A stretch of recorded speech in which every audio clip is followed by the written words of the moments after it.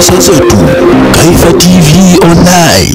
Al-hukum hukum lau ujida maiti, lau amekutwa maiti falam yu'lam, na hajulikani huyo maiti, amuslimu huwa, je ni muislamu huyo, au kafirun, au ni kafiri. Al-zahir ni hukumu iliyokuwa wazi, min aqwali ahli al-ilm, miongoni mwa watu wenye elimu, fil mas'alati, katika mas'ala, ayanzur ni kuangalia, ila alama min al-khitan, kutokana na kupeleka sunna, wasiyab na nguo, wal khitab na hina, wa khairiha na mengineyo yasikuwa hayo, min alamati al-muslimin, katika alama za Kiislamu. Fa in ujidat, na pindi zitapokutwa, husila ataoshwa, wa musallia na ataswaliwa alayhi juu lake.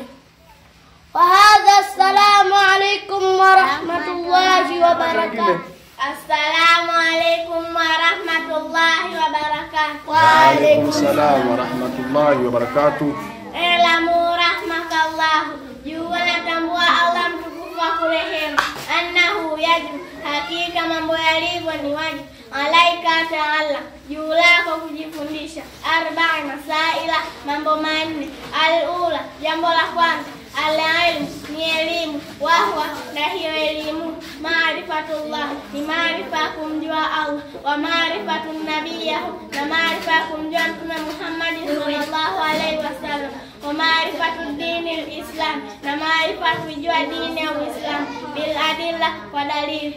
Al-afdhali, jambo la pili, al-amalu bihi ni kuifanyia kazi hiyo elimu. Afdhali, jambo la tatu, ad-da'watu ilayhi na kuilingania hiyo elimu. As-sabru ala al-adha fihi ni kuwa na subira juu ya maudhi katika kuitafuta hiyo elimu, kuifanyia kazi hiyo elimu na kuilingania hiyo elimu.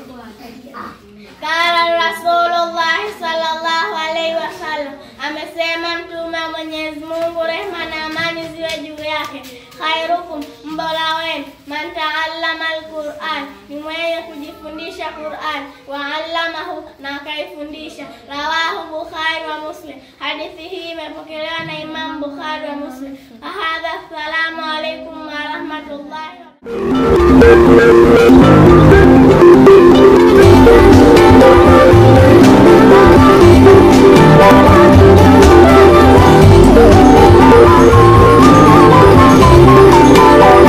madrasa zetu Kaifa TV Online.